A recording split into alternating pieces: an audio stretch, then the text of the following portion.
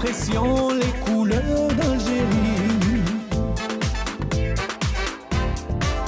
Le soleil, les merveilles du pays, un réveil de fraîcheur et de vie. Ensemble, vivons un moment de nostalgie. Mesdames, Messieurs, bonjour. Ravi de vous retrouver en cette matinée du 13 février 2021. Ce matin, place à la solidarité avec la 7e édition de Solikov, Solidarité Covid, où des bénévoles de la communauté algérienne en France se sont rassemblés justement pour rassembler d'ailleurs du matériel médical au profit des hôpitaux algériens. Les gestes de premier secours est un atelier qui est organisé par le Croissant Rouge de façon hebdomadaire. Retour sur cette initiative. Un autre coup de cœur en compagnie de Samira Hadjamar. Ce matin, ce sera pour la céramique. Et oui, nous allons découvrir ou redécouvrir en votre compagnie et en compagnie de Samira Hadjamar les carreaux de faïence des palais d'Alger. Et nous allons terminer notre émission en compagnie de Meissa Belarussi comme chaque samedi. Alors chaque enfant a un talent qui sommeille en lui. Comment le découvrir et surtout comment l'accompagner, comment le développer, ce sera une problématique à laquelle Meissa répondra en compagnie de ses invités qui seront justement les lauréats du concours Hackathon Kids. Voilà un peu pour le menu de ce matin, mais avant cela, les nouvelles du ciel en compagnie de Falia Chir.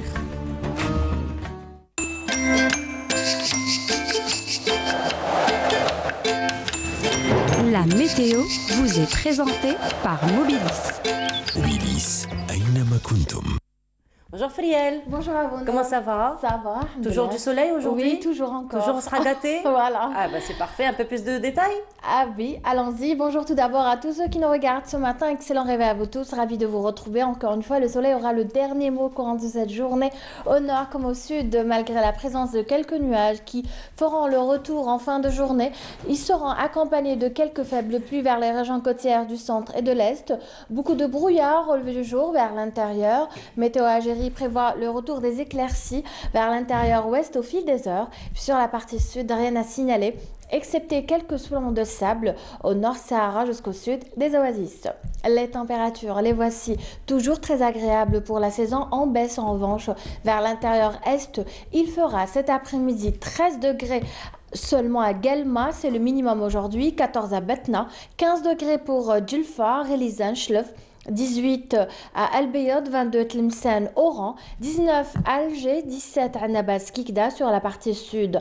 On relèvera cet après-midi un maximum de 33 degrés à l'extrême sud, entre 29 et 30 au Sahara central, 26 pour Tamanrasset, Janet et enfin 29 à Illizi.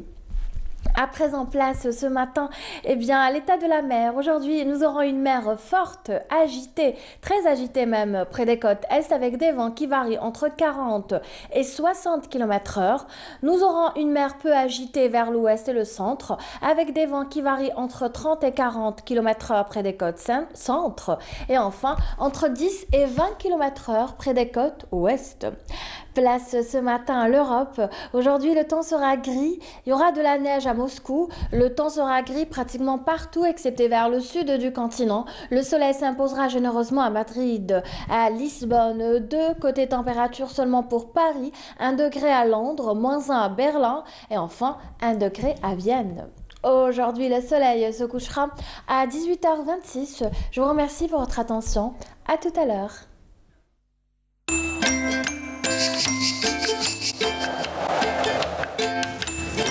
La météo vous est présentée par Mobilis. Mobilis, أينما كنتم. Et on continue à être gâté par le soleil. Exactement, il faut en profiter encore, du moment que c'est week-end. Exactement, voilà. Merci beaucoup, Faliel. On vous retrouvera tout à l'heure, donc après le journal télévisé du midi et celui de 19h. À tout à l'heure. Merci beaucoup, Faliel. Bonne journée à vous. Et on continue l'émission, cette fois-ci, comme à l'accoutumée.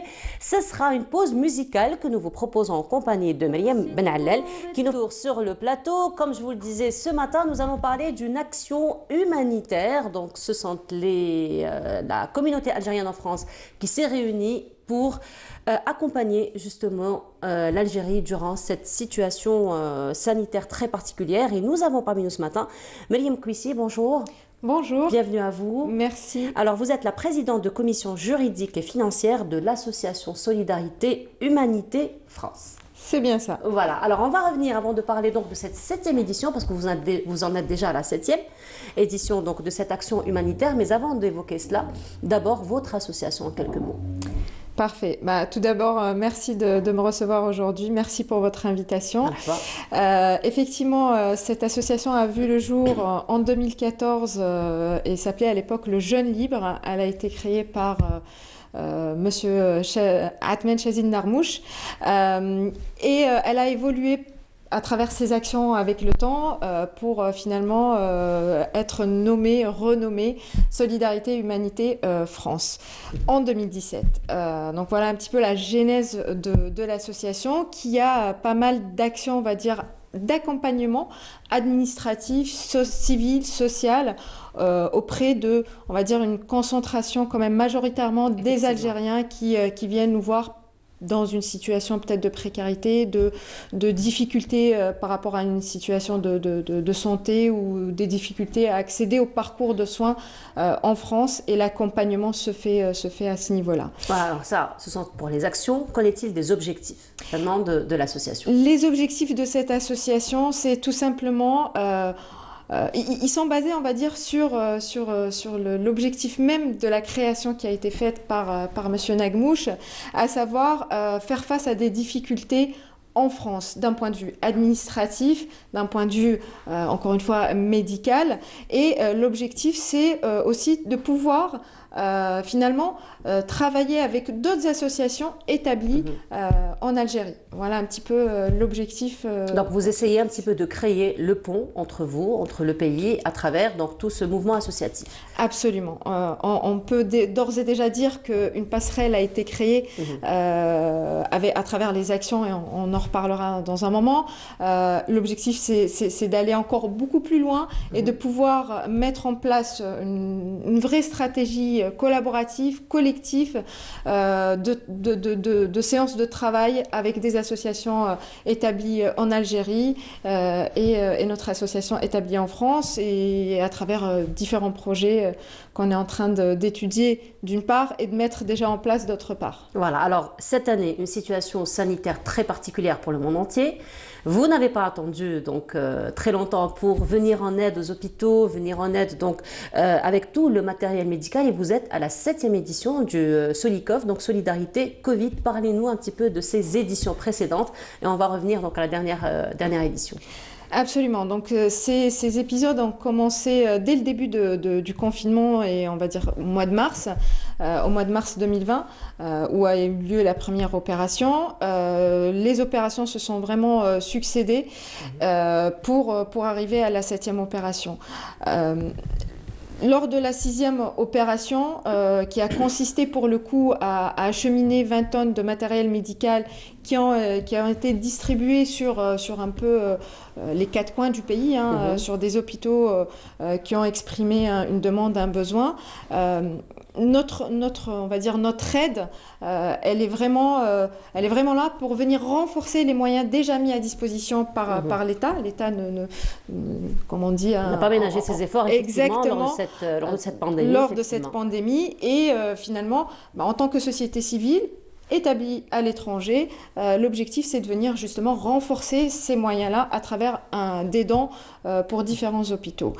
Et lors de notre passage au mois de décembre, le président de l'association a échangé avec Dr Chorfi, et c'est de là qu'est née l'idée finalement de cette septième opération, qui a consisté d'une part à l'équipement d'une unité Covid de 87 lits à Ain Benyen, et d'autre part en étroite collaboration, et je le remercie sincèrement de son accompagnement, le conseiller du président de la République, justement chargé du mouvement associatif et des étrangers et des Algériens établis à l'étranger. Nous avons pu aussi visiter les zones d'ombre, et on a pu acheminer également du matériel médical dans ces zones-là. Alors justement, il faut dire que vous acheminez, donc vous venez d'un autre pays avec toutes les mesures qui ont été prises justement pour un petit peu casser la propagation du Covid, notamment donc la fermeture des frontières. Tout à fait. Et donc vous avez été accompagné convenablement pour pouvoir arriver donc à réaliser un petit peu votre objectif.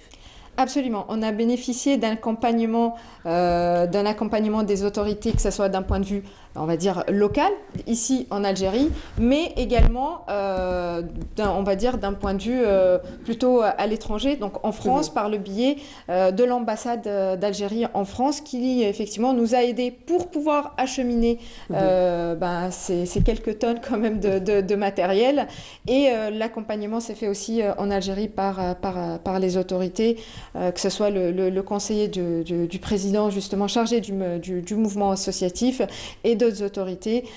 Et on les remercie sincèrement parce que c'est cette justement qualité de travail en osmose, je dirais la main dans la main, qui nous a permis de faire aboutir nos actions et atteindre nos objectifs. Alors on rappelle, Mariam, que vous venez vous-même de France, oui, n'est-ce pas, et que vous-même, donc, vous avez été accompagné pour pouvoir, encore une fois, réaliser votre objectif. Et justement, on arrive à la 7e édition donc, de cette manifestation, on va dire, et là, nous allons visiter un petit peu vos locaux, là où tout le travail a été fait. Ce sera en compagnie de Afaf Belhouchet qui a fait la couverture pour nous donc, de la préparation donc, de la 7e édition de Solikov que je vous propose de découvrir. On se retrouve juste après. -1. Ces palettes passent les derniers contrôles en zone de transit avant d'être embarquées sur l'avion cargo destination Alger. Elles représentent plus de 23 tonnes de matériel anti-Covid collecté dans le cadre de la mission Solikov 7 destinée à l'unité Covid de Ain Penyene qui sera inaugurée le 11 février prochain.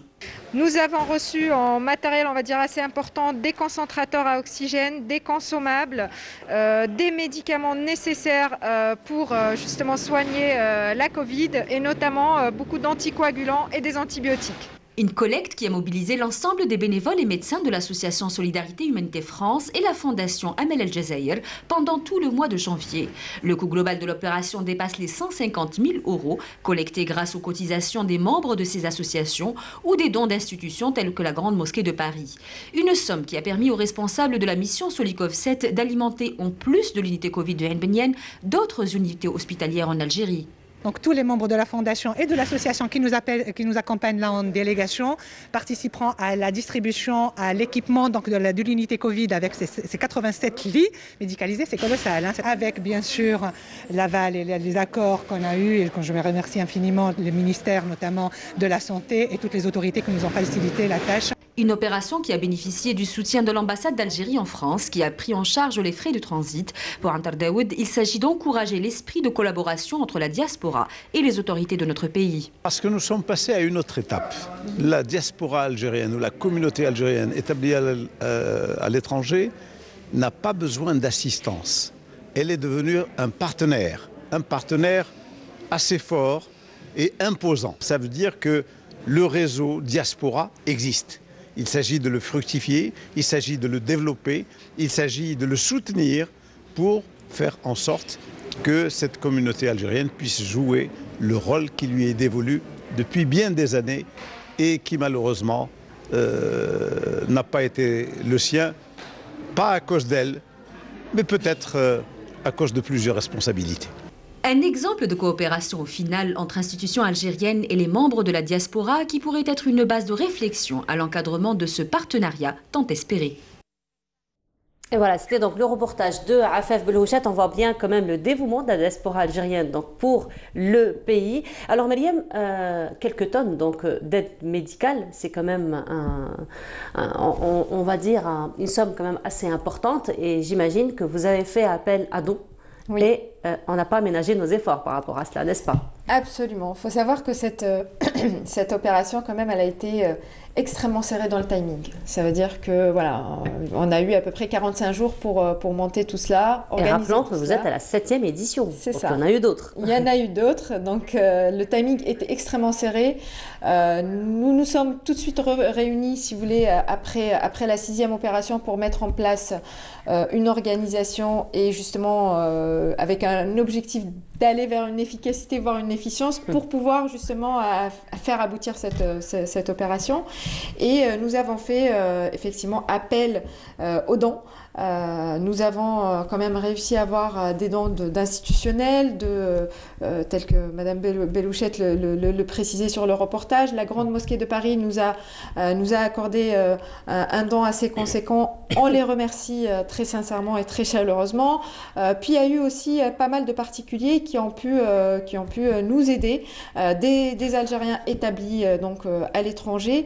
Et je dirais, on les remercie parce que quand bien même, avec la situation qui n'est pas évidente et on ne peut pas balayer d'un revers de main ce qui se passe avec la fermeture des frontières, et pour autant, lorsqu'on fait appel aux Algériens établis en France ou à l'étranger, peu importe où, on sent quand même une vraie force de frappe. Les gens ne se posent pas de questions et elles viennent en aide et ont envie justement, tel que le disait notre ambassadeur, d'être un partenaire et d'être un acteur, je dirais même, dans ce changement qui est en train de se faire opérer. Ah ben, on vous dit bravo pour tout ce que vous faites. Merci. On vous souhaite une très belle continuation. Alors, avant de terminer avec vous, Mariam, très rapidement, vous avez d'autres projets? Nous avons, l'association a un projet qui lui tient à cœur, un projet en cours qui est donc de pouvoir monter une ville médicale en Algérie, justement pour permettre à un plus grand nombre de pouvoir rester en Algérie et continuer à se faire soigner tout en ayant l'accompagnement nécessaire. On y reviendra très certainement prochainement pour vous donner un peu plus de détails. Vous êtes la bienvenue à tout moment. Merci beaucoup, Mariam, d'avoir été parmi nous ce matin et bravo pour tout ce que vous faites, vous et toute l'équipe de ces associations, de toute la communauté algérienne à l'étranger, d'une manière générale, pas seulement en France, mais un peu partout dans le monde. Merci beaucoup. Donc, je rappelle, Mariam Kouissi, vous êtes la présidente de commission juridique et financière de l'association Solidarité Humanité France. Merci beaucoup d'avoir été parmi nous ce matin. Et on continue avec le volet solidarité, toujours en France. Cette fois-ci, ça va être une solidarité au profit des étudiants. Je vous laisse découvrir ce reportage en compagnie toujours de notre correspondante Afef Bellouchette de France et on se retrouve juste après. C'est au pas de course que Nassera et ses bénévoles récupèrent les colis, les classes et les stocks dans ce petit local emprunté à une amie, comme chaque samedi sur deux depuis le début du confinement. Un samedi, on fait la collecte et l'autre samedi, on distribue. C'est-à-dire, pour l'instant, on tient la cadence tous les 15 jours. Une distribution au bénéfice exclusif d'une catégorie de personnes précises, à savoir les étudiants algériens en particulier, qui subissent de plein fouet les conséquences économiques de la crise sanitaire. Non, on va pas vous laisser partir. Non, je savais pas, j'ai parti juste. Donnez-moi votre sac, je vais vous donner, donnez-moi un sac. On va pas vous laisser comme ça va pas, on a la poulie de nain. Et c'est la crise pour tout le monde. Une situation de grande précarité qui interpelle particulièrement les générations des parents ou des grands-parents, nombreux à se présenter les mains chargées de courses. En ce moment difficile avec le coronavirus, tout ça, donc ils ont du mal à s'en sortir. Un petit coup de main leur fera pas de mal. Je participe pour tous ces petits jeunes parce que c'est une jeunesse un petit peu sacrifiée actuellement. Ouais, ça fait très mal au cœur. Et qu'ils puissent continuer leurs études, qui donnent un avenir pour l'Algérie. En plus, on était étudiants, donc je connais, je suis passé par là, donc j'ai vécu ça. Donc c'est un devoir. D'autres préfèrent participer financièrement, faute de pouvoir transporter les sacs eux-mêmes. Comme j'ai pas pu faire des courses, moi je peux pas marcher, tout ça. Alors j'ai donné un peu d'argent pour acheter ce qu'il faut. C'est via les réseaux sociaux et les radios communautaires que les appels aux dons sont lancés pour la collecte de ces paniers alimentaires. La distribution, elle, se fait par inscription et en collaboration avec les associations d'étudiants algériens. Nous, on leur envoie la fiche pour l'inscription, on a un listing. Une fois qu'ils ont reçu, eux, la fiche, qu'est-ce qu'ils font? Ils impriment et ils l'affichent dans la CTU. Et les étudiants qui n'étaient pas au courant qu'on faisait des distributions, eh ben, ils vont prendre la boîte email, ils s'inscrivent, donc on en a de plus en plus, chaque 15 jours on en a de plus en plus. Si tu veux une boîte de thé, je te donne une boîte de thé. De plus en plus nombreux et de plus en plus fragilisés par ce contexte que les étudiants algériens en France subissent davantage que les autres. En effet, en plus de l'isolement, la plupart d'entre eux n'ont pas droit aux aides destinées à leurs camarades français et ne peuvent plus travailler les 20 heures qui leur étaient autorisées dans le passé. Alors ici, ce sont les mamans surtout qui pensent aux moindres détails dans ces paniers de survie. J'ai ramené de l'alimentation, j'ai ramené des conserves, des sardines, du thon, des pâtes, de la sauce tomate, du gel douche, des shampoings, enfin un peu de tout, des brosses à dents. Nul ne peut savoir combien de temps cette crise sanitaire et économique sévira encore. Mais les associations humanitaires en France tirent la sonnette d'alarme à l'approche du mois de Ramadan. Elles souhaitent que nos représentations consulaires les assistent davantage, et notamment par la mise à disposition de locaux pour les distributions des repas de l'iftar, particulièrement pour les étudiants.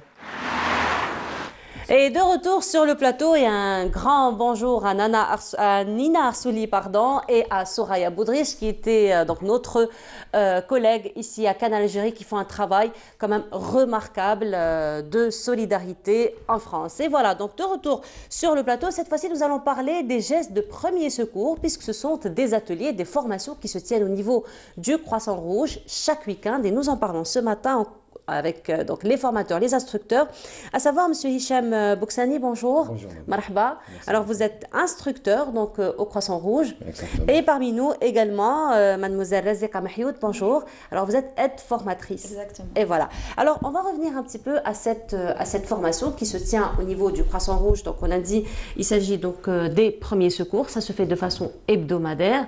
Alors d'où vient la nécessité et l'importance de lancer donc cette formation? C'est-à-dire que nous avons remarqué qu'il y avait, depuis des années, il y a un manque, il y a beaucoup d'idées reçues ici en Algérie, et il y a un manque de culture dans le premier secours. Alors on a décidé de former chaque week-end une session, de faire chaque week-end une session de formation en premier secours. Alors la session de formation, elle est destinée à qui? Elle est destinée à tout le monde à partir de 18 ans. Pas spécialement, pas nécessairement une catégorie d'étudiants ou quoi, tout le monde, n'importe qui peut devenir secouriste. Très bien, donc c'est une formation qui dure combien de temps? Environ entre 15 et 16 heures. Entre 15 et 16 heures, ça vous fait 2 jours pratiquement de formation. 2 jours de formation. Voilà, donc on doit s'inscrire, comment ça se passe donc, pour les gens, particulièrement avec la situation actuelle, hein, donc ça se passe comment? Nous avons notre page Facebook, Croissant Rouge Comité d'Alger Centre, parce que nous sommes le comité d'Alger Centre. On s'inscrit en privé, on nous envoie certaines informations, et lorsque leur tour arrive, on les contacte, ils doivent remplir un formulaire. Voilà, et on les appelle, ils viennent, ils sont les bienvenus. Très bien. Alors, Razika, vous êtes aide-formatrice, donc vous assistez un petit peu ces formations, ça se passe comment? Ça se passe très bien. On essaye de garder une bonne ambiance mais pas carrée, mais plutôt chaleureuse, où on enseigne les gens par chaleureuse, pas carrée. On essaie, voilà. Vous n'êtes pas dans la théorie, vous êtes vraiment dans. Exactement, c'est ça. Beaucoup plus dans la pratique. Oui, n'est-ce pas? On a une partie théorie, puis on a la pratique. Voilà. Alors, justement, pour ce genre de formation, donc vous avez parlé tout à l'heure de quelque chose qui est très important, ce sont les idées reçues. Donc, lorsque vous venez, donc il y a des gens qui ont peut-être déjà ces idées. Quelles sont peut-être les idées reçues qui reviennent le plus dans les premiers secours? L'idée reçue la plus courante, c'est de donner à boire à une victime d'un accident. D'accord. Il ne faut jamais donner à boire à une victime d'un accident parce qu'on ne sait pas ce qu'il a. Peut-être qu'il nécessite une opération chirurgicale, et si on lui donne à boire ou on lui donne à boire un jus ou quelque chose, ça risque de retarder l'opération. D'accord. Il y a aussi, on dit souvent, si on voit un petit peu de sang, on dit souvent shahadlo. Si une victime, sur le plan psychologique, on va détruire la personne. Effectivement. Il y a aussi une grande idée reçue en Algérie, c'est le sled donne du tétanos. Alors que c'est pas vrai, c'est pas la rouille. C'est pas la rouille qui donne le tétanos, mais le tétanos vit sur la terre, dans la terre. D'accord. Il est véhiculé par les animaux qui broutent. Si chouka, par exemple, une épine, on peut contracter le tétanos. Et ça, malheureusement, c'est très mal connu en Algérie. C'est vrai que lorsque les gens font le vaccin, c'est s'ils sont blessés par une pièce métallique, mais jamais par une épine, effectivement. Voilà, exactement. C'est une idée reçue qu'on essaie d'enlever aux Algériens. Voilà, donc finalement, vous allez faire un formatage, hein, carrément. Exactement. Carrément. Et justement, pour vos actions, notre collègue Lamia Boudbouda s'est déplacée justement au niveau de vos ateliers. Elle a assisté à ces ateliers, elle est revenue donc avec ce reportage que je vous laisse découvrir. C'est parce que se former aux gestes de premier secours, c'est potentiellement sauver une vie. Le Croissant Rouge algérien en a fait son cheval de bataille. Chaque année, il forme près de 800 secouristes. Il est très important de connaître les gestes de premier secours, car nous sommes amenés à intervenir n'importe où. Et c'est des gestes très simples qu'on peut apprendre en 2 jours uniquement. Et en plus, il faut savoir que la loi 182 du Code pénal nous oblige on est tenu légalement d'intervenir, de faire quelque chose. Outre son cursus universitaire d'ingénieur en électromécanique, Razika Mahyout est aide formateur au Croissant Rouge algérien. Elle nous détaille les modules de cette formation. La formation, elle dure 2 jours, le vendredi et le samedi. Les modules, on enseigne la conscience. Quand une victime est inconsciente et elle respire ce qu'on fait, les gestes qu'on doit faire, on doit la mettre en PLS, on doit la mettre sur le côté. On a l'arrêt cardiaque, on apprend comment on fait le massage cardiaque, comment on fait les insufflations et tout. On a les hémorragies. S'il y a une hémorragie, qu'est-ce qu'on doit faire, comment on doit arrêter une hémorragie, qu'est-ce qu'il faut faire après. On apprend à tenir l'alerte, qui est très importante. L'alerte, c'est vraiment quand on alerte. On alerte la protection civile et la police. Face à un arrêt cardiaque, le temps de prise en charge et les bons gestes à effectuer sont primordiaux. Le massage cardiaque peut être un geste salvateur. Alors, d'une part, on a une victime qui est inconsciente, on a vérifié la conscience, on a vérifié qu'elle n'a pas une hémorragie, donc on vérifie la respiration. Elle ne respire pas, on commence directement le massage cardiaque. Le massage cardiaque, comment il doit se faire? Il doit se faire sur une peau nue, il doit se faire sur un plan dur. On ne peut pas un lit parce que le lit à ressort, c'est comme les compressions et ça ne sert à rien. Donc il doit être sur un plan dur. Donc je vous montre comment on le fait. Donc pour le massage cardiaque, la position le bras de la victime est entre mes jambes. هنا نحكم le thorax ونقدر ندير les insufflations باش ما نزغوش بزاف. كيفاش نديرو؟ Je divise le sternum par 2. نحكم يدي نحطها مع لو بوس نشد يدي اليدي التحتانيه نشد ميما ما نخدمش قباله ما نخدمش يدي هكا باسكو جو ريسك دو كاسي لي كوت ما نديرش اون بريسيون عليها دونك كاسكو جو في نطلع شويه يدي et je commence le massage cardiaque نديرو بلا فورس تاع les épaules تاعي ماشي la force des bras et je compte je fais 30 compressions thoraciques 1 2 3 4 5 6 7 8 9 10 دوكا باش نديرو l'insufflation نديرو la tête en hyperextension نطلعوها comment on fait la tête en hyperextension, le tranchant de la main et le fort. Je bloque les narines تاعو ونهبط.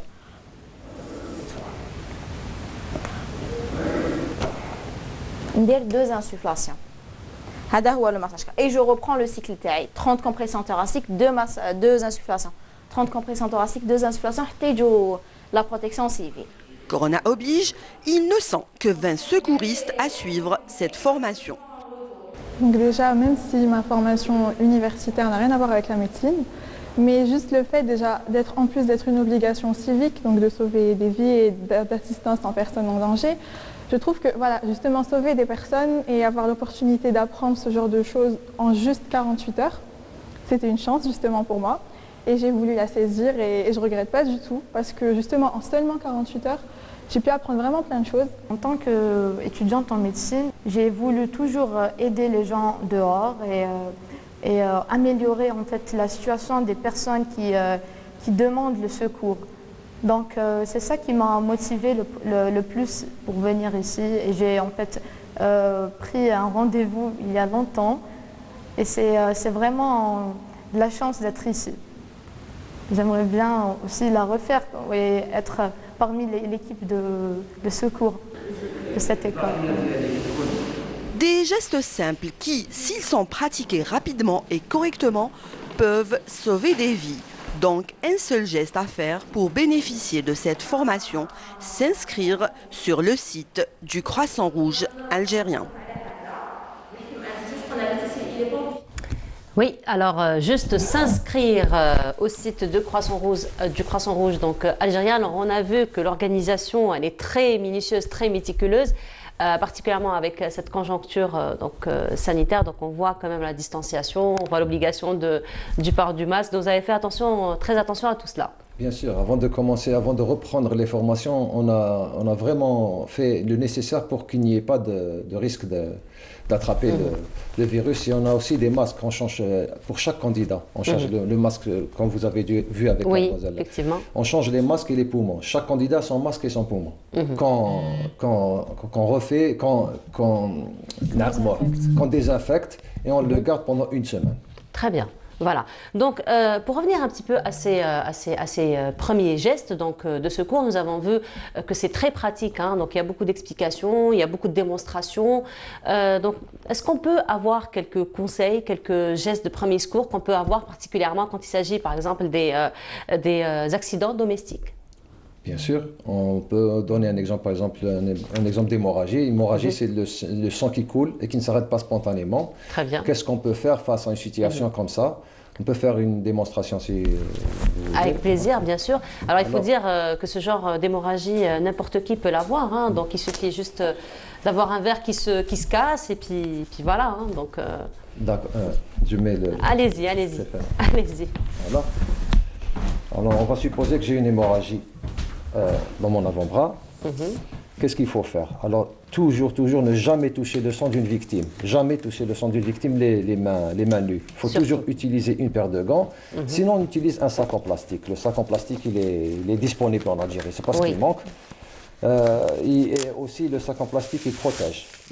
Très bien. Donc, il faut d'abord se protéger. Dans tout geste du premier secours, il faut se protéger avant de faire quoi que ce soit.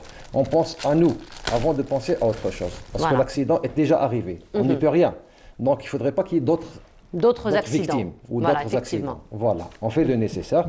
Par exemple, moi, j'ai une hémorragie au niveau de l'avant-bras. Alors, Razika est en train de faire une compression directe, bien sûr. Une compression directe sur le foyer de l'hémorragie. Et elle cède du plan dur qui est la table et elle appuie fort. Très bien. Maintenant, si l'hémorragie persiste, ne s'arrête pas, elle va utiliser un autre lien, par exemple une serviette à la maison ou quelque chose. Il faut savoir que si c'est une hémorragie, l'asepsie ou quelque chose de propre n'est pas nécessaire. Il y a une urgence plus importante qui est d'arrêter le sang. On peut utiliser n'importe quel, même si on ne trouve rien, on peut utiliser même nos chaussettes que nous sommes en train de porter ou la victime est en train de porter pour montrer l'importance et l'urgence d'arrêter le sang, une hémorragie. C'est vrai qu'en cherchant du linge propre, désinfecté, on perd plus de temps finalement et la victime entre-temps est en train de perdre son sang. Exactement. Alors si ça ne marche pas, elle va utiliser un deuxième et ce qu'il faut savoir, c'est de ne jamais enlever le premier. D'accord. Parce que si la coagulation a commencé, si on enlève le premier, l'oxygène va empêcher la coagulation, va empêcher le sang de se coaguler. Donc il faut toujours mettre au-dessus. Si on a tout essayé et ça n'a pas marché, on va faire ce qu'on appelle un garrot. Mais c'est une situation extrême. Le garrot, on l'utilise uniquement si la compression directe n'a pas fonctionné. Alors, pour utiliser un garrot, on utilise n'importe quel, par exemple, un foulard ou bien un khimar, comme on dit, comme un triangulaire comme celui-là. Et on l'utilise pour arrêter le sang. Alors, ici, c'est un peu difficile parce que normalement, on est par terre. Donc, elle va utiliser sa jambe pour bloquer l'un des chefs. On utilise tout notre corps parce qu'il faut toujours allonger une victime. Une victime d'une hémorragie, il faut l'allonger parce que si elle perd beaucoup de sang, elle va tomber. Donc, pour éviter un autre encore. On prend les devants et on la met par terre, la victime. Et elle va commencer à faire le garrot.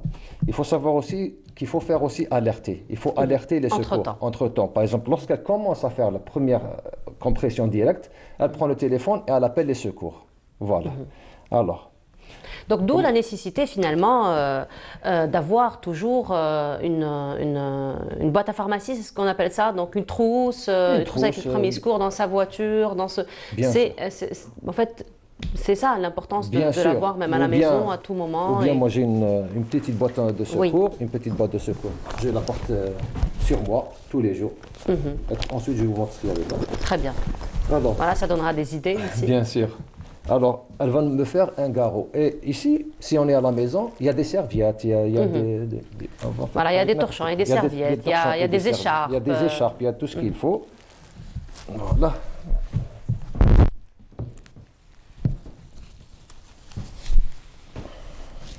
Elle est en train de confectionner un garrot. Elle l'a mise en haut, parce qu'en haut, on n'a qu'un seul os. D'accord. Ici, on a deux os. C'est-à-dire que les artères, les grands vaisseaux, les grands tuyaux qui emmènent le sang et retournent le sang, passent entre les deux os. On ne peut pas les attraper si on met... Voilà. Ici, on n'a qu'un seul os, donc c'est pour ça qu'on le met là où il y a un seul os. Voilà. Donc on fait le nœud. Voilà. Et donc tout ça en ayant déjà appelé les secours. Bien sûr. Voilà. Bien sûr. Voilà. Et quand elle a terminé, le sang, en principe, s'est arrêté de couler. Il faudrait que lorsque j'arrive... Et on va toujours garder, toujours garder les serviettes sur le... Bien sûr, on va même si on a quelque chose, si on a par exemple une bande, on va les garder Les dessus. garder, voilà. Et il faut savoir aussi que si je vais à l'hôpital, il faudrait que je sois visible que j'ai un garrot. Donc qu'est-ce qu'elle doit faire aussi? Elle doit écrire un G sur mon front. G. D'accord. Soit avec mon sang, s'il n'y a rien à faire, elle prend mon sang, elle le met ici. Soit si elle a un rouge à lèvres ou quoi que ce soit à la maison, elle met un G. Et aussi, notez l'heure. L'heure au format 24 heures. C'est-à-dire que si on est à 1h de l'après-midi, 13 heures. On met 13 heures exactement. Comme ça, ils sauront à quelle heure le garrot a été posé pour qu'ils puissent savoir si le membre est toujours viable ou bien si malheureusement on doit amputer la victime. Voilà. Mais amputer un bras, c'est mieux que de perdre la vie. Certainement. Voilà, certainement. exactement. Ça, c'est juste Et un puis quand exemple. on connaît les premiers secours, on va encore diminuer donc, les probabilités de se faire amputer finalement. Exactement. Voilà. Voilà. Le garrot, c'est le cas extrême. Hein. On ne l'utilise pas automatiquement. Très bien. On l'utilise lorsque le sang ne s'arrête pas. On a tout essayé. S'il y a plusieurs victimes, on est tout seul. On n'a pas le temps de faire une compression locale et les autres sont en train de se vider de leur sang ou ont une autre pathologie, une autre maladie ou un autre traumatisme. On l'utilise s'il y a un corps étranger parce qu'il ne faut jamais enlever le corps étranger. Mais s'il y a un corps étranger, un couteau ici, elle ne peut pas me l'enlever pour mettre une compression directe. Sinon, on va encore... On va aggraver la situation. Donc, on met le garrot. S'il y a un membre écrasé ou un membre qui est arraché carrément, c'est les situations où on met le garrot. Peut-être qu'une fracture ouverte. Si l'os est cassé, il est sorti, il a coupé une artère ou une veine, et il y a du sang qui gicle, on ne peut pas faire une compression locale. Très direct. Donc on est obligé de faire un garrot. Donc finalement la formation elle est utile, elle est primordiale. Hein. Il y a finalement beaucoup de détails auxquels on fait pas forcément attention. Par contre je voudrais bien qu'on revienne à votre petite trousse que vous avez sur votre ceinture. Bien sûr. Donc, merci. Alors là ça va être une bonne idée parce que pratiquement nous avons tous un petit cartable, un petit sac avec soi. Donc on peut l'avoir. Bien sûr. Alors, la petite trousse qui ici contient déjà une compresse. J'ai ajouté. D'accord. Elle contient une écharpe qu'on vient de voir. Elle est bien pliée, tout va bien. Elle contient une petite bande. Elle contient des compresses, des petites compresses. Oui. Et elle contient bien sûr une paire de gants, plusieurs paires de gants. Un petit ciseau qui est toujours utile. Ça je les ai ajoutés, c'est des épingles à nourrice qu'on peut utiliser, qui sont très utiles. Nous avons des lingettes, nous avons du sparadrap qui est déjà préparé pour poncer des petites plaies ou quelque chose de petit. Nous avons aussi du sparadrap. Ça, nous sommes parés s'il y a un petit bobo, s'il y a quoi que ce soit, nous sommes déjà parés. On peut faire comme on a montré, avec ça on peut immobiliser même un bras fracturé ou qui s'est déboîté, quoi que ce soit. On peut utiliser pour confectionner un garrot comme on vient de voir. On peut arrêter des hémorragies, on peut faire pas mal de choses avec cette petite pochette. Voilà, et surtout ne pas paniquer. Surtout ne pas paniquer parce que c'est vraiment très stressant de voir une victime devant soi et c'est peut-être rien que la panique peut finalement engendrer d'autres graves situations. Il faut agir rapidement et calmement. Voilà.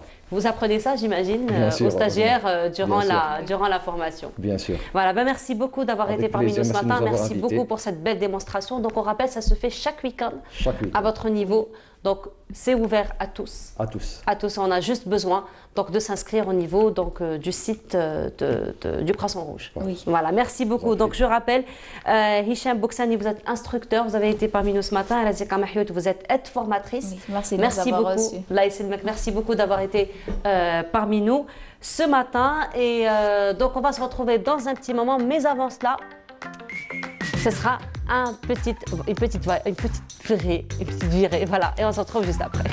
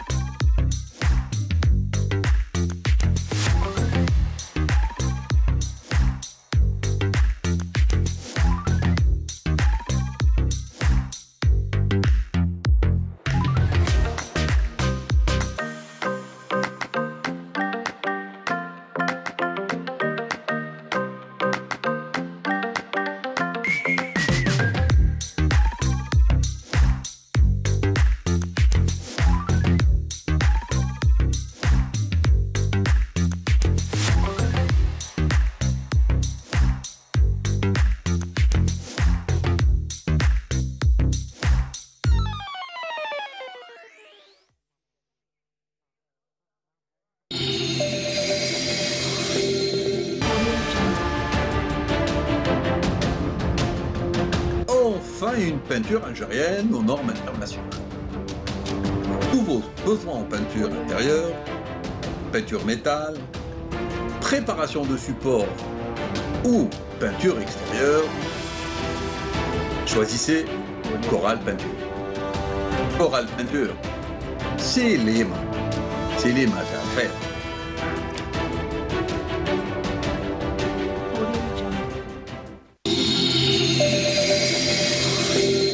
Et voilà, de retour, et Samira Hadjamar est parmi nous ce matin. Samira, bonjour. Bonjour, Nour. Comment ça va, Samira? Très bien, très bien. Passé un bon week-end. Excellent. On a eu du soleil hier, hein? On a été bien gâtés par le soleil hier. Heureusement. Heureusement. Ça fait du bien. Ça fait du bien. Ça fait du bien, mais la période aussi, ce serait bien qu'on ait un peu de pluie. Un peu. Et pas de froid. Pas surtout. C'est fini, ça y est. Surtout pas. Allez, on se prépare pour le printemps quand même. Hein? Inch'Allah.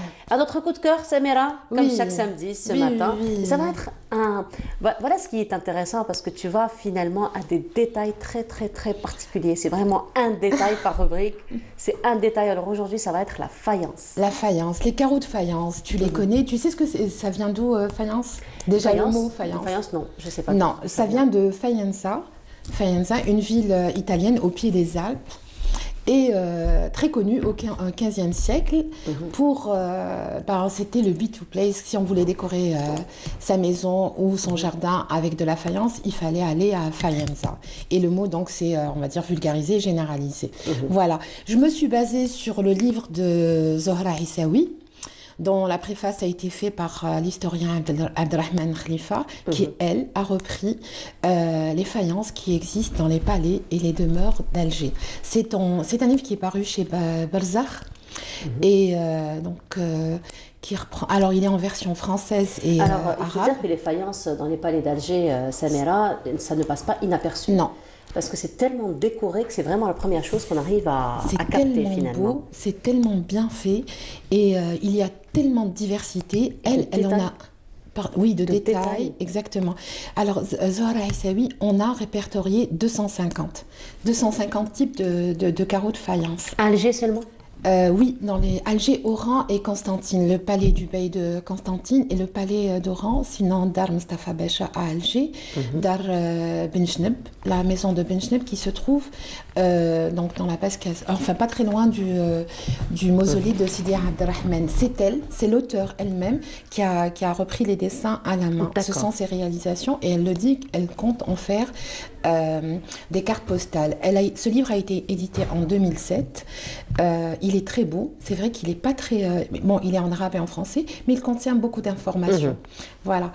On apprend qu'au XIe siècle, par exemple, Alger était très... il y avait une grande fabrication de carreaux de faïence. C'était l'époque des Hammadites. Donc, on a retrouvé la trace. On apprend aussi qu'au XIIIe siècle, Alger capitalisait la fabrication de carreaux de faïence.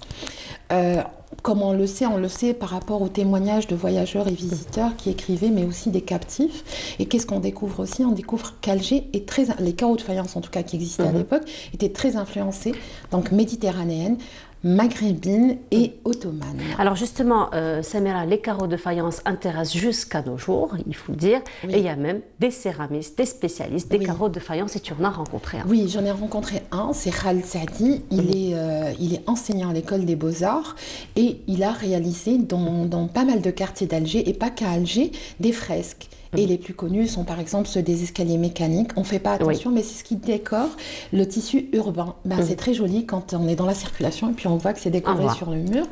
Il y a aussi près de la bibliothèque nationale, donc l'ancienne, celle du Télémni. C'est vraiment bien fait. Et ils ont été plusieurs, mais lui, principalement, l'a réalisé. Alors on va je suis allée le voir. Et voilà, on va à sa rencontre à travers Samira Hadjamar, donc qui lui a dressé ce portrait. On se retrouve juste après.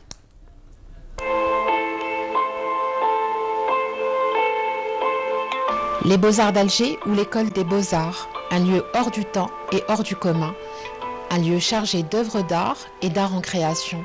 Beaucoup d'artistes algériens ont pris vocation dans ce haut lieu de création.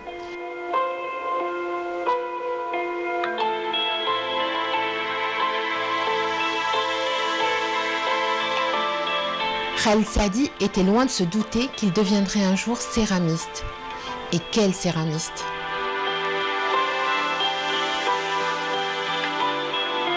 j'étais au lycée, il y avait juste à côté de chez moi, il y avait un petit atelier de céramique. J'ai commencé à le côtoyer pendant les vacances juste pour voir c'est quoi la céramique. L'année d'après, j'avais un copain qui venait s'inscrire ici à l'école. Je suis venu avec lui pour simple curiosité pour voir c'est quoi l'école des Beaux-Arts. Il y avait un agent, il m'a dit pourquoi vous ne venez pas vous inscrire. J'ai écrit une lettre manuellement, rapidement sur place. Et j'ai passé le concours 2 jours après et j'ai eu le concours. De la sensibilisation à la passion, cet artiste né a découvert très tôt sa vocation pour les arts, en particulier pour l'art du feu. Dès le début, je suis venu pour la décoration sur bois. C'était une spécialité à l'époque. Mais une fois, j'ai passé le tronc commun, pendant les deux années de tronc commun, j'avais vraiment penché vers la céramique parce que ce que j'ai vu avant, c'était autre chose. La céramique, c'était plus profond, c'était une science avant tout, c'était la mère des arts. C'est pour ça que j'ai choisi la céramique, puisqu'elle englobe toutes les autres spécialités.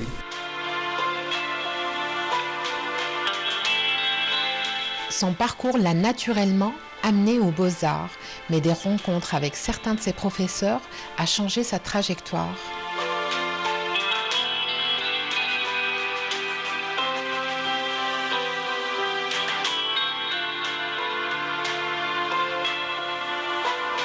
Je côtoyais des gens formidables. Tous les enseignants, c'était mes frères, mes parents, presque tout le monde, même s'ils étaient âgés de plus que moi. Moustapha Bendebert, il avait presque 90 ans, il enseignait ici à l'école. Et lorsque je pars sur lui pour me corriger quelques motifs ou quelques dessins, il faisait avec amour et sans protocole, sans rien. C'était quelqu'un de très ouvert. Il y avait même Amiran il y avait pas mal d'enseignants qui m'ont poussé à travailler davantage. Par exemple, dans l'enlumineux, c'était Sahraoui Boubaker, Tahar Noqdani. Dans la céramique, c'était Kishou, Zarqa et tout le reste.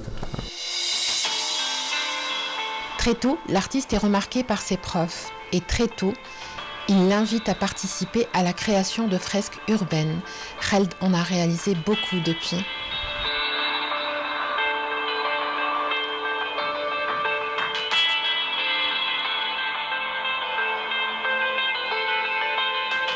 J'ai commencé à travailler les fresques à partir de ma première année.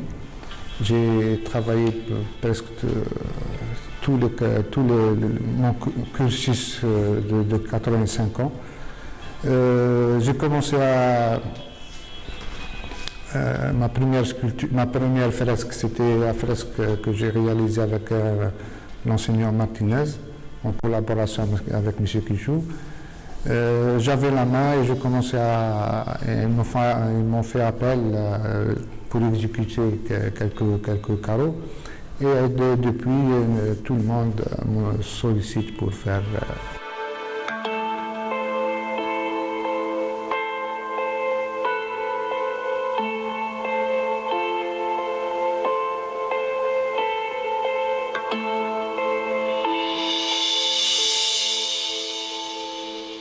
C'est magnifique, l'école des Beaux-Arts. Effectivement, on parlait justement de l'école des Beaux-Arts. C'est vrai que c'est un bijou architectural, il faut le dire. Pour faire un reportage là-bas. Un autre coup de cœur. Un autre coup de cœur. Oui. Alors Samira, on a vu à travers ce portrait que c'est un travail quand même très minutieux. Oui. Tout se fait à la main. Tout se fait à la main, c'est cuit au four, c'est l'art du feu. Il y a plusieurs techniques, d'ailleurs, qui différencient la céramique, la poterie et ce qui donne après les carreaux de faïence ou dis-moi, carrelage pour faire la différence. Oui. C'est vrai. Le carreau de faïence, par exemple, est plus résistant à l'humidité. On le retrouve souvent dans la salle de bain. Dans la salle de bain, dans les cuisines. Exactement. Juste pour te dire, Klein, donc l'historien, enfin celui qui avait écrit, a dénombré 300 000 Dar Mustafa Becha, ou alors 300 000. Oui, dans le Diwan, pardon, de Dar el-Dey, ou alors Mustafa Becha. 300 000, pardon, pas 300. 300 000, oui, 300 000. Oui, c'est ce que tu avais dit. Tu avais dit 300 000. 300 000, j'ai dit 300. Voilà, donc pour te dire l'importance et l'esthétique. Et justement, Samira, tu as ramené des photos par rapport à ça. Oui, alors ce qu'on voit, c'est le musée du Bardo. Ça se passe au Bardo. Il y a une infinité de types de carreaux. Il y a des carreaux espagnols, des carreaux hollandais, le Delft. Et ça, il y a des carreaux espagnols, bien sûr, ottomans, algériens donc. Et ça dénote en fait des échanges commerciaux, de tout ce qui se passait à l'époque, en fait, à partir du 13e siècle. Voilà. Effectivement, c'est ce qui attire finalement dans les murs, là où il y a les carreaux, c'est que dans le même carré, il y a des carreaux qui sont complètement différents. Les uns des autres. Là, par exemple, nous avons un petit exemple sur le livre que tu as ramené. Oui. Voilà. Donc, que ce soit sur le plan des symboles, des couleurs, du dessin lui-même, donc complètement différent. Par exemple, les Hollandais, ce qui les caractérise, c'est des scènes de vie. On trouve des soldats, on trouve des... comment on appelle ça? Ils sont de faible épaisseur. Les Tunisiens sont de grosse épaisseur, et la couleur le trait qui est prédominant, c'est le violet manganèse. Voilà, on trouve plein de choses. Avant, ça n'intéressait pas. Avant, ce qui intéressait les chercheurs, les archéologues, c'était pas ça. C'était pas les carreaux. Et puis, depuis ils s'est mis à s'y intéresser, et il y a des restaurations, il y a des chantiers de restauration qui ont été entrepris, que ce soit la citadelle d'Alger, que ce soit le musée du Bardo. Il a été restauré pendant 6 ans, et tout ça on peut le voir. Alors le Bardo, pourquoi? Parce qu'il y a une diversité, mais ailleurs aussi, hein, dans toutes les maisons, les demeures ottomanes, mauresques, à Alger, Oran, Constantine, on les retrouve. Même dans les immeubles d'Alger, on retrouve de la faïence. Voilà, la Casbah d'Alger aussi. La Casbah d'Alger, dans les palais, beaucoup plus. Effectivement, donc là, il y a une autre photo aussi. Oui, c'est toujours la Casbah, exactement. Il est très beau, le musée du Bardo. On est toujours au musée du Bardo? Oui. Voilà. Voilà, donc là, on parlait encore une fois de ces carreaux de faïence. Donc tu disais si bien, donc ça reflète un petit peu les échanges, mais ça raconte parfois toute une histoire. Toute une histoire, bien sûr, que nous avons partagée dans le bassin méditerranéen. Il y avait la course, donc les corsaires qui, alors que ce soit dans les échanges ou pendant la course, ont récupéré des carreaux de faïence, tout ce qui arrivait comme marchandise arrivait à Alger. Voilà. Mais ça existe depuis la plus haute antiquité, et ça, avant, comment on le retrouvait? On le retrouvait dans les mosaïques, les pavements, les sols, où on les retrouve, par exemple, Cherchel, où il y a les mosaïques, à Tingad. Voilà, donc c'est quelque chose qui existe depuis toujours. Il semblerait que ce soit les Babyloniens, donc l'actuel Irak, où la technique donc, a été découverte et transmise depuis. C'est arrivé chez nous ou en Andalousie avec l'avènement de l'islam, donc dans les échanges, mais sinon Alger, surtout dans des royaumes, entretenait, c'est toujours dans les échanges, la mobilité en fait. Voilà, finalement, Samira aussi, c'est ce qui rend un petit peu la restauration un petit peu difficile, parce que les carreaux, justement, comme ils ne sont pas toujours les mêmes, l'un à côté de l'autre, et ça raconte à chaque fois une histoire, un échange particulier. Donc, lorsqu'on voit, par exemple, la restauration des mosaïques, donc la restauration ne se fait pas de façon complète, donc on ne voit pas le tableau de façon complète. Non, façon complète, pardon. Alors souvent, on a des carreaux qui sont tombés et tout. Ils ne vont pas tout refaire, mais ils vont s'inspirer. Il y a des études qui ont été faites. Ils peuvent retrouver, les couleurs peuvent être... on a plus de technologie aujourd'hui. On arrive à redonner en fait la même chose, la même qualité. Mais bon, l'ancien reste l'ancien. Effectivement. Merci beaucoup, Samira, pour cet autre coup de cœur. Je voudrais juste remercier l'équipe avec qui j'ai travaillé, entre autres la monteuse Madame Bouhatem, dans l'équipe de Bouchebla Habib, et puis bien sûr l'Ghrour, Sabri et Nour Chérifi. Voilà, qui t'ont accompagné pour ce portrait. Merci beaucoup. Samira, on se retrouvera samedi prochain pour notre coup de cœur. Merci beaucoup, Nour. Merci beaucoup et profite bien. Faria Cheikh nous a annoncé un beau soleil pour la journée. Voilà. Merci Samira, bonne journée à toi.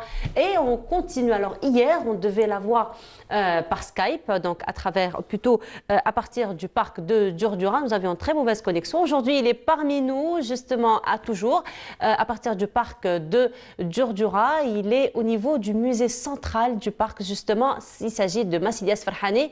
Massilias, bonjour, c'est à toi. Donc, bonjour, aujourd'hui je me trouve au niveau du musée central du parc national de Djurdjura, qui se situe au nord-est de l'Algérie, dans le chef-lieu de Boula. Donc, le parc national de Djurdjura est partagé entre les wilayas de Boula et de Tizi Ouzou. Donc, il s'étend sur une superficie de 18 500 hectares.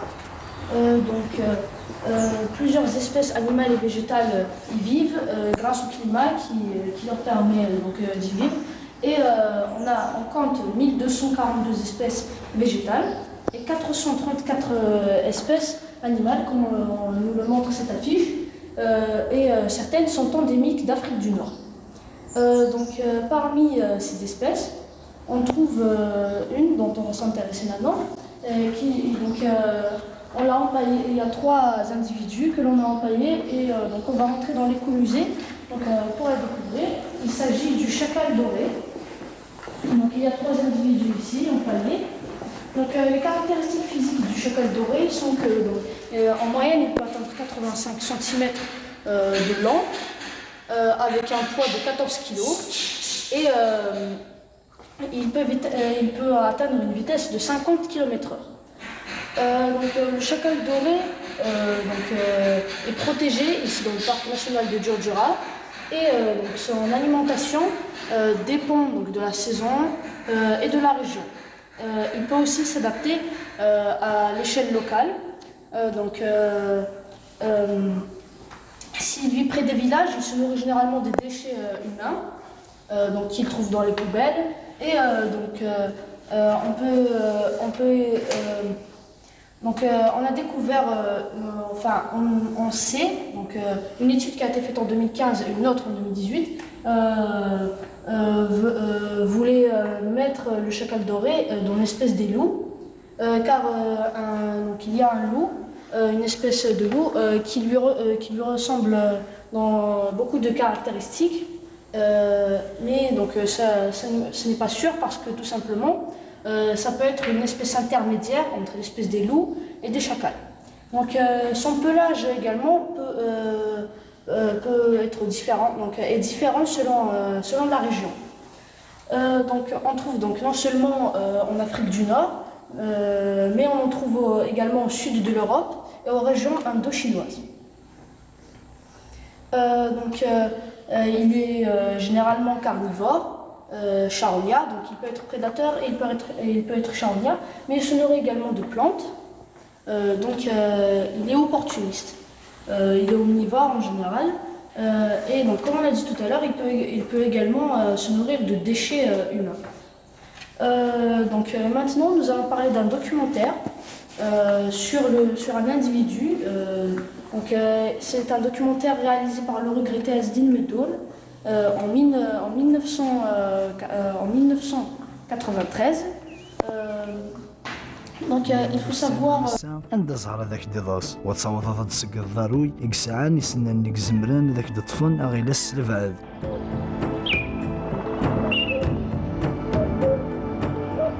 داكين ثوانت تسيليس الخوف من قبل ما تضوضنا وياه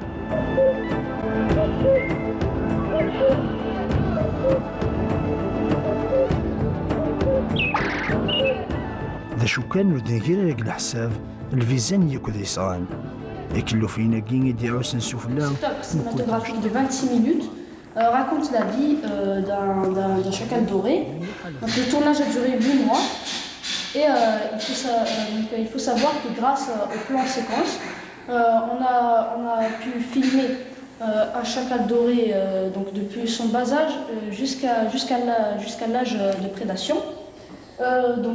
Et grâce à cette œuvre cinématographique, on sait également qu'il chasse des serpents, des scorpions, des perdrix, mais la plupart du temps de grands mammifères comme le sanglier ou le singe magot. La plupart du temps, le chacal doré vit en groupe, constitué de plusieurs générations qui descendent tous d'un couple reproducteur. Donc c'est une espèce monogame. Mais ça, c'est lorsque la nourriture est abondante. Lorsqu'il y a un manque de nourriture, la nourriture est rare, généralement il vit en solitaire. Donc, ce documentaire a reçu plusieurs prix, notamment celui du scénariste et également celui du festival Palaiso en France. Donc, ce documentaire a été réalisé à la demande de Winfred Müller. Donc c'est de lui qu'on va parler maintenant, donc c'est le dernier point. Donc Winfred Müller, de son nom complet Winfred Mustafa Müller, ou encore appelé le Moudjahid écologiste, est un homme d'origine autrichienne, donc, qui a fait beaucoup de choses dans sa vie. Maintenant on va en parler. Donc déjà il a participé à la Seconde Guerre mondiale. En 1954...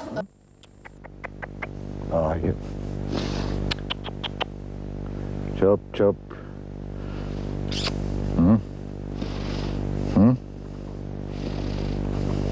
Winfried C. Mustafa Müller lebt zurückgezogen in den Bergen der Hochkabilei. Sein heutiges Engagement gilt den algerischen Naturparks. Im Gegensatz zu anderen alten algerischen Le combat?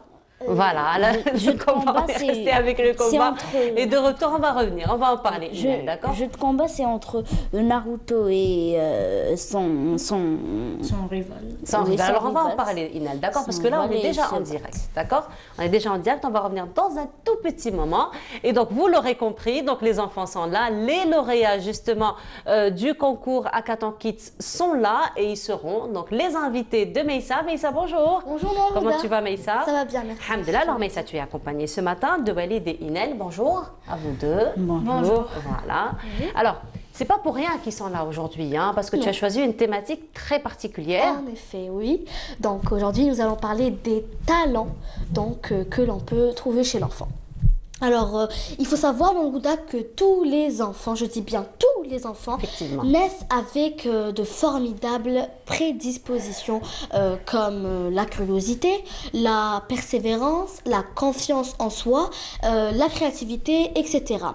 Préserver ces qualités innées, et les nourrir permettent à votre enfant de les développer, donc permettent à l'enfant de réveiller le talent qui sommeille en lui. Par exemple, jouer un instrument de musique, peindre avec facilité pour son âge, jouer au football, parler facilement les langues étrangères. Il peut avoir aussi, il peut être bon en lecture et en logique, maîtriser avec facilité les maths. La mission ou le rôle des parents est de pouvoir les découvrir et les exploiter. Voilà, les exploiter, mais seulement le problème, la vraie question est comment s'y prendre. Comment s'y prendre? Parce que parfois, tu as dit par exemple la curiosité, l'enfant il est tout juste curieux et les adultes ne comprennent pas qu'il est curieux et on va le punir au lieu de l'encourager. Exactement. Alors comment s'y prendre? C'est une belle question. Oui, voilà. Donc les parents devront passer par 2 étapes très importantes. Alors commencez par observer attentivement votre enfant. Quelle est sa façon personnelle de profiter de son temps libre, de ses habilités, ses intérêts ou ses capacités intellectuelles qu'il pratique avec de bons résultats, etc. Alors Meissa, si tu permets juste un petit moment, bien sûr. Du moment que les garçons sont avec nous, on va juste leur poser une toute petite question avec ta permission, bien entendu. Bien sûr. Alors là, Meissa nous dit que les enfants passent leur temps libre à faire beaucoup de belles choses. Qu'est-ce que vous faites quand vous avez donc du temps libre? Walid, tu joues à quoi? Jouer à des jeux vidéo. À des jeux vidéo. Et toi, Inel? Même chose. Même chose, tu joues aux jeux vidéo. Et parfois, je sors hors dehors. Tu sors jouer avec tes copains à l'extérieur, c'est ça? J'ai pas de copains. Tu n'as pas de copains? Oui, il n'y a pas beaucoup d'habitants où je vis. Alors... Ah voilà, mais tu en as des copains quand même à l'école, par exemple. Ah oui. Voilà, très bien. Très bien. Alors on va revenir justement à tous ces jeux. Oui, donc c'est la phase de l'identification. Ensuite, donc une fois le talent identifié, parce qu'il faut savoir, on ne peut pas directement mettre son enfant dans des activités ou dans des clubs, etc. Et bien sans savoir ce qu'il aime faire, sa passion. Voilà. Ensuite, donc une fois le talent identifié, il faudra le développer à travers le travail, la stimulation, tout ça bien sûr dans l'amusement. Vous pouvez lui acheter des jeux, etc., des livres. Voilà, pour lire. En procédant ainsi, le talent grandit et évolue en même temps que votre enfant. C'est la phase du renforcement. Alors, comme je vous l'ai dit, pour les jeux, etc., vous pouvez lui acheter des jeux ou des livres. Par exemple, si votre enfant est bon en logique, vous pouvez alors lui donner des livres, des jeux de logique, etc., pour qu'il... Des mots croisés, voilà, par des exemple. mots croisés, exactement. Pour qu'il stimule. Jeux d'observation aussi. En effet, vous pouvez les inscrire dans des la programmation, j'ai oublié comment ça s'appelle. La programmation neurolinguistique. Exactement. La programmation est de robotique. Voilà, en effet. Voilà. S'il est bon en logique, voilà, il va exceller dans ce domaine. Voilà, en effet. Donc, comme tes invités aujourd'hui. En effet, voilà, exactement, oui. Alors, je vais vous donner maintenant quelques conseils pour renforcer le talent de votre enfant. Alors, exploitez la curiosité de l'enfant pour stimuler son apprentissage, observez aussi les préférences de votre enfant et utilisez sa passion pour renforcer son talent. Si vous voyez qu'il passe des heures sur cette activité, eh bien, il faut l'encourager sans s'ennuyer, surtout s'il passe des heures sur cette activité sans s'ennuyer, il faut l'encourager. Aussi, donc, motiver l'enfant à tout moment en l'accompagnant dans chaque activité et en l'encourageant, d'où la robe que je porte aujourd'hui. You are doing great. Exactement, oui, donc qui veut dire en français you are doing well, great, voilà, qui veut dire tu te débrouilles bien. Donc c'est ce genre de phrase qu'il faut dire à votre enfant pour l'encourager et le motiver plus. Voilà, donc aussi, donc pour moi, un excellent conseil, ne pas forcer votre enfant à faire toutes les activités possibles, surtout au risque de l'épuiser, ni exiger de lui qu'il soit un expert dans tous les domaines. Eh bien, cela le démotivera.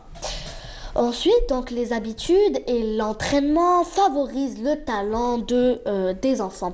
C'est avec un travail régulier, un travail régulier et constant que votre enfant, que le talent est exploité et entretenu. Donc, dernier conseil, il ne faut pas étouffer l'enthousiasme, el-hamas de l'enfant, donc de votre enfant, et offrez-lui votre soutien. Aidez-le donc à faire ses propres choix avec motivation et sans obligation. Et donc, juste un petit mot de fin, n'oubliez surtout pas que la clé de la réussite réside dans des choses vraiment très simples, basiques. L'échange, l'amour et la communication. Surtout. Je vous assure, en effet, c'est eux qui vont envoyer votre enfant sur le chemin, qui guideront votre enfant sur le chemin du développement personnel. Ah ben voilà, merci. Parfait Meïssa pour tous ces conseils, tous ces bons conseils, comme à chaque fois. Tu les donnes et aujourd'hui, nous avons avec nous donc tes invités qui ont brillé d'ailleurs lors d'un concours, n'est-ce pas? En effet, donc tout d'abord, avant de les présenter, je tiens juste à les féliciter. Donc féliciter les grands gagnants, les gagnants et les participants de ce concours. Et je leur souhaite plein de réussite. Oui, donc dans le Houda, j'ai été très heureuse.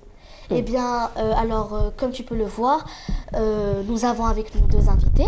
Donc, nous avons avec nous Walid Tazift. Voilà, Walid Tazift et Inel Anir Gawa. C'est ça. Donc, bonjour à vous. Vous êtes les grands gagnants du concours national de la programmation et de robotique Hacktan Kid. C'est ça? Oui, alors organisé par RoboKids Academy. Voilà, donc nous avons Walid Tazibt qui a donc 11 ans. 11 ans. C'est ça? En effet, voilà. Donc, tu es le premier gagnant du concours. Voilà, tu as créé un jeu d'aventure. Voilà, un jeu Alors, d'aventure. les enfants, si vous permettez, juste avant donc, de parler un petit peu de tout ce qui a été fait, tu es partie, Meissa. Oui, en n'est-ce effet. pas? Oui, donc je me suis déplacée en compagnie de Leïla Ben Aïcha lors de la remise des prix. Voilà, et nous avons ramené avec nous un reportage. Allez, on regarde le reportage et on se retrouve juste après. Je vous laisse le découvrir. Une centaine d'enfants qui ont tous envoyé les projets Tawaham. Hactan Kit, premier concours national dédié aux enfants passionnés par la robotique et la programmation informatique. Une compétition nationale parrainée par le ministère de l'économie, de la connaissance et des startups.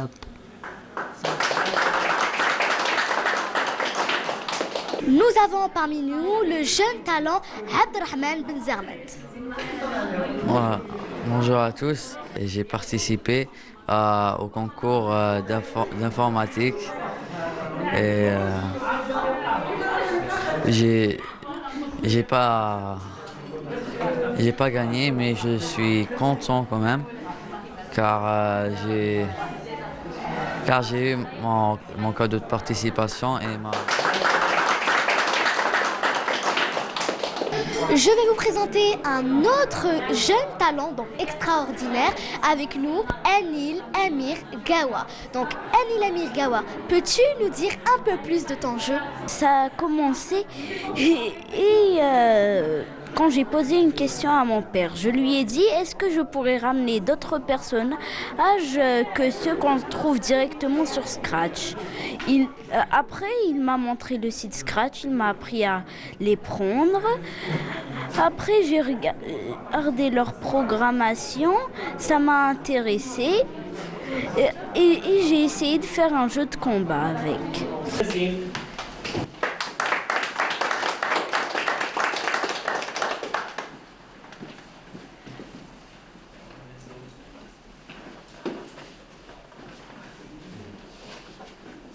J'ai avec moi un autre jeune talent, Farhi Nazim. Peux-tu nous dire un peu plus de ton jeu? Oui, bien sûr. Mon jeu, c'est les ennemis, c'est comme les Isti'mal Fiancé.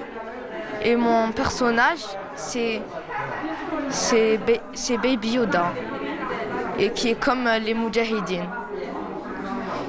Et le but du jeu, c'est d'arriver à la salle secrète en contournant tous les ennemis.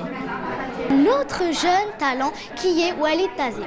Walid, peux-tu nous dire un peu plus de ton jeu? Mon jeu, c'est exactement un joueur contre des ennemis qui veulent le tuer et lui, il doit s'échapper. Il y a plusieurs niveaux dans mon jeu.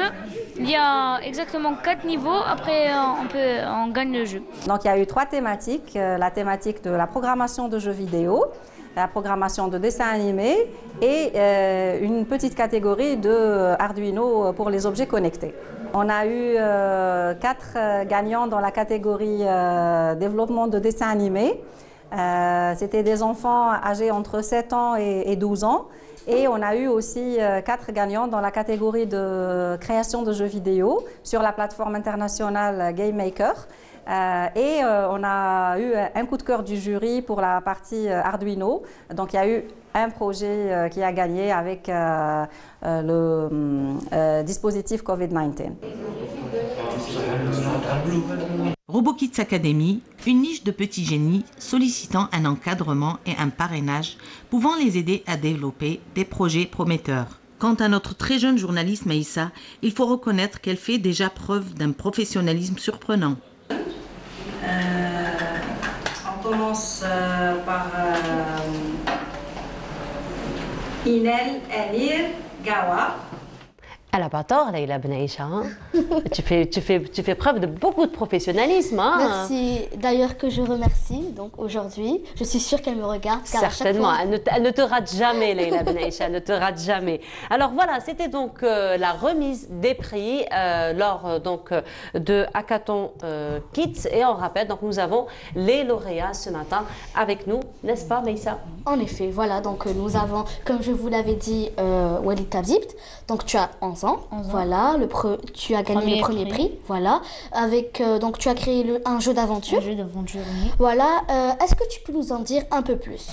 Oui, c'est exactement un labyrinthe dont tu dois t'échapper des ennemis pour qu'ils te tuent pas. Ah, eux, ils veulent te tuer pour comment dire? Pour gagner des points. Oui, pour gagner des points. Voilà. Et toi, tu dois t'échapper. Et toi, tu dois t'échapper. Il y a 4 niveaux dans ce jeu précisément. Le premier niveau, c'est facile. Deuxième, ça commence à se compliquer. Le troisième, il est compliqué. Et le quatrième, c'est un boss, un méchant vraiment très, très grand. Voilà, donc ça rappelle les grands méchants des jeux vidéo. Alors, d'où est venue l'idée de faire ce jeu? Moi d'abord, je me suis intégrée à RoboKids Academy. C'est eux qui m'ont tout enseigné. Après, ils ont fait le concours et j'ai voulu participer et j'ai essayé. Et tu avais raison, n'est-ce pas, Meïssa? Exactement, voilà. Donc, dis-nous, Walid, est-ce que tu veux continuer dans cette lancée? Oui, bien sûr. Je suis très motivée. Très motivée dans les jeux vidéo, tout simplement. J'aime vraiment les jeux vidéo et je veux encore développer d'autres jeux vidéo à l'avenir. Tu vas te développer? Oui. C'est ce que tu veux faire à l'avenir? Oui. Inch'Allah, ça se passe bien à l'école? Oui, ça va. Oui. Ça va. Voilà, ça va. Oui, donc nous avons aussi parmi nous le plus jeune gagnant, oui, je le précise, le plus jeune gagnant du concours, Inel Anir Gawa. Oui. Voilà, donc tu as 9 ans. Oui. Tu es le 3e gagnant. Tu as participé aussi donc au concours avec quel jeu? C'est un jeu de combat, c'est ça? Oui, exactement. Voilà, super. Donc, Inel, tu aimes la robotique. Comment t'es venue l'idée de développer cette passion? Je regardais des dessins animés, je jouais à des jeux vidéo et je me disais, et comment est-ce que les gens ont programmé ça et tout. Alors, après, j'ai demandé à mon père de m'inscrire à quelque chose pour la robotique. Il a trouvé RoboKids et il m'a inscrit. Une fois inscrit, j'ai fait et un mois là-bas. Après, j'ai fait quelques jours en ligne. Et après, j'ai arrêté RoboKids. Tu as arrêté, mais tu as quand même développé un jeu, le jeu de combat. Voilà, bien sûr, parce que avec le site Scratch, j'ai créé ma chaîne et je regardais les programmations des autres gens. J'ai appris à les faire, je les ai améliorés et jusqu'à ce que j'ai fait mon propre jeu. Justement, Inel, je voulais juste te poser une petite question. Qu'est-ce que tu veux devenir plus tard? Voilà. Inventeur. Bravo, ça commence bien. Hein? Alors, tu commences bien ta carrière, n'est-ce pas, Inel? C'est très bien. Déjà, j'ai un ami. Chaque fois, je lui dis, moi, quand je serai grande, je veux être inventeur. Après, il me répond, mais tu l'es déjà. Eh bien, il a raison. C'est magnifique, ça. Il a raison. Parce que j'invente plein de choses à l'école et tout. Après, il me dit que je suis inventeur déjà. C'est très bien. Très bien. Alors, tu seras le futur Einstein, toi. N'est-ce pas?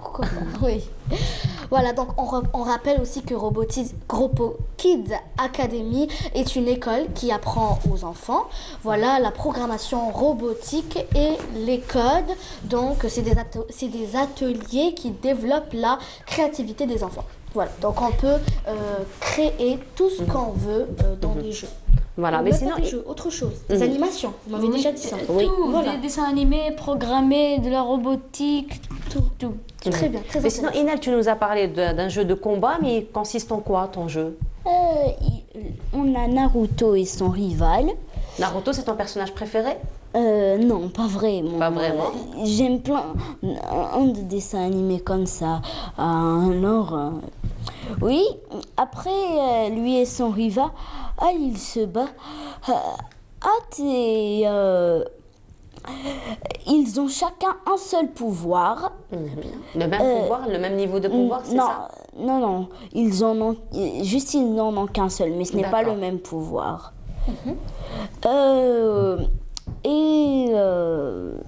Comment dire Ils doivent se battre et le meilleur gagne. Oui. Voilà. Mais Chaque joueur a une partie du clavier. Il y en a un qui joue avec les flèches et quelques autres boutons qui sont le M et le L. Oui. Et un autre qui joue avec les touches du clavier en bleu et ce qui les entoure. D'accord. Mais sinon, Walid, pour ton jeu, donc tu comptes le développer encore plus ou tu comptes en créer un autre? Ça dépend. Je peux l'améliorer et je peux créer un autre. On va voir ce qu'on peut faire. D'accord. Donc tu réfléchis déjà ou pas encore? Pas encore pour le moment. Pas encore. Pour le moment, c'est les compositions bientôt. Oui. Voilà. C'est pas la bonne nouvelle que j'annonce, en tout cas, pour les enfants. N'est-ce pas? N'est-ce pas? C'est pas la bonne nouvelle que j'annonce, hein? Bientôt les compositions. Toi déjà? J'ai déjà quelques idées pour améliorer le jeu. Très bien. Et je travaille déjà sur un nouveau jeu qui est une sorte de jeu de ferme.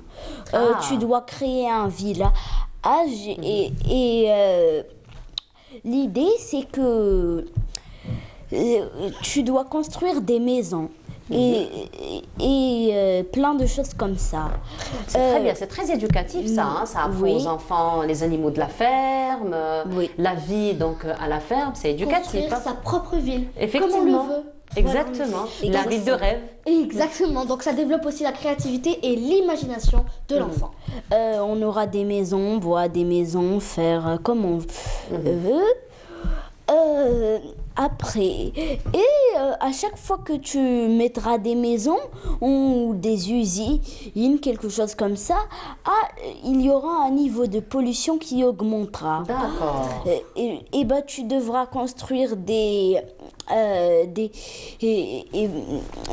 endroits pour recycler et tout, ou pour préserver cet environnement. Eh ben, bravo Inel, tu reviendras à notre plateau Inch'Allah pour nous en parler encore plus quand tu développeras cette belle idée éducative. Hein, c'est très éducatif. Pour le moment, j'ai commencé. Pour le moment, j'ai fait le monde. J'ai dessiné quelques sprites. Donc, ce sera pour bientôt. J'ai adoré l'initiative du recyclage. Ça nous apprend le sens du recyclage, donc très bien, oui, super. Voilà, merci beaucoup d'avoir été parmi nous ce matin. Nous arrivons à la fin de l'émission, mais ça. Oui, je pourrais juste remercier RoboKids Academy qui nous a enseigné et qui a créé ce concours. Je voulais juste les remercier. Et j'espère que tu participeras à d'autres concours, Inch'Allah, et d'autres prix, Inch'Allah. Il ne faut pas s'arrêter.